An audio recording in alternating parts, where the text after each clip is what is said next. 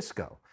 And you bring up the trolling that he has been doing of President Trump and the criticism among some in his own party, including the governor of Maryland, who, by the way, could be running against him for president. Let's watch this. Yes.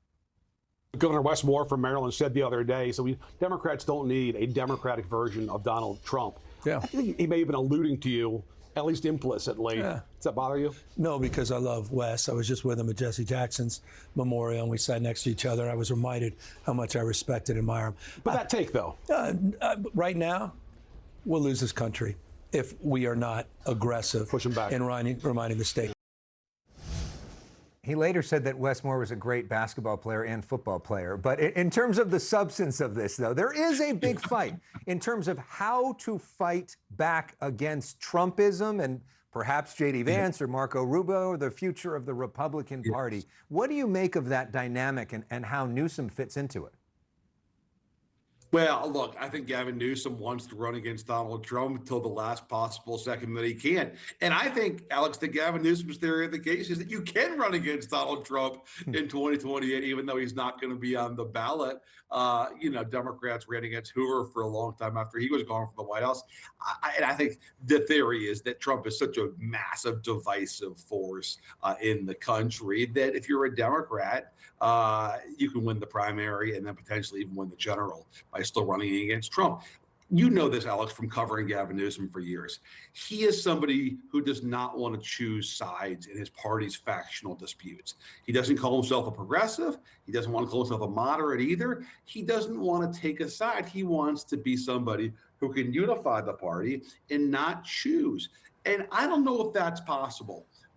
Given where we are. Can you do that in a 1.5 year long primary? I think it's going to be tough, but he really wants to keep the focus on Trump. And as he says, he believes the country demands it. And I think that's a pretty popular view in his party right now. If it wasn't, his numbers wouldn't be as good as they are today.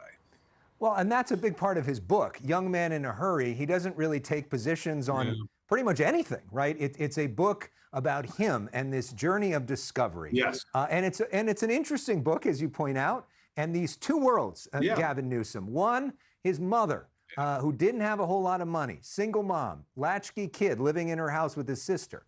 And then his father, who was best friends with one of the richest guys in the world. They would go on these crazy expeditions around the world. Yeah. His father loved politics, wanted him to run. His mother told him, you should not run. You don't know who you are, and politics caused the divorce with your father.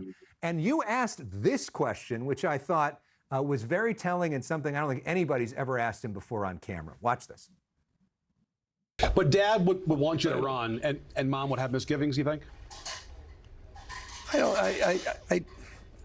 I'm not chasing. I've come to grips with. I think I knew one thing. My dad was proud of me. My mom was proud of me. I'm not chasing that.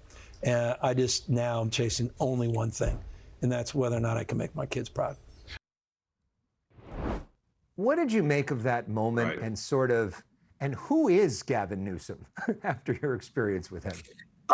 It was one of the most poignant parts of the interview. It came at the end.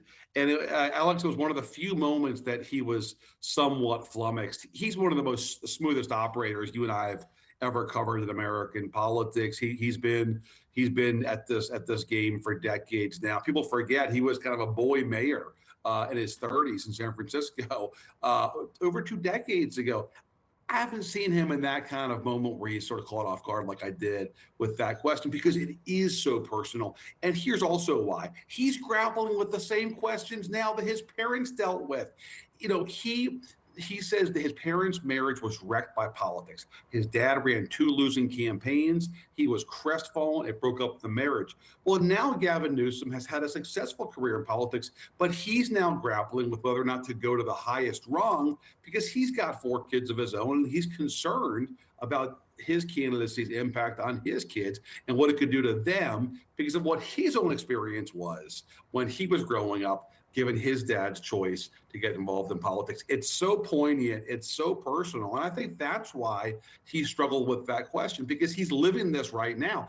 Alex, I asked him, I said, what's the web count in your family? You got your wife, Jen, and your 4 kids. You know, you got 5 votes there. They got a veto. And he said, it kind of varies day to day. But this is a live question. All of us assume Gavin Newsom is running for president. It's a done deal. I think it's still more of an open question because he does have these personal, deeply personal issues that relate to his own childhood and his own parents and their breakup of their marriage. And he says that his own son asked him not to and said that we're not ready for that. And so that's something that's weighing on him. I got to say, there's been a lot of interviews of Gavin Newsom in the last few weeks, and yours is among the best. Really, really interesting. Thank you. If you want to get a better sense of who this guy is, good and bad, Jonathan Martin's On the Road on YouTube is a really great way to do that. Congratulations, Jonathan, on the show. Big fan of you, and great to have you on this show for the first time. You're a good man, Alex. Thanks. Appreciate it, man.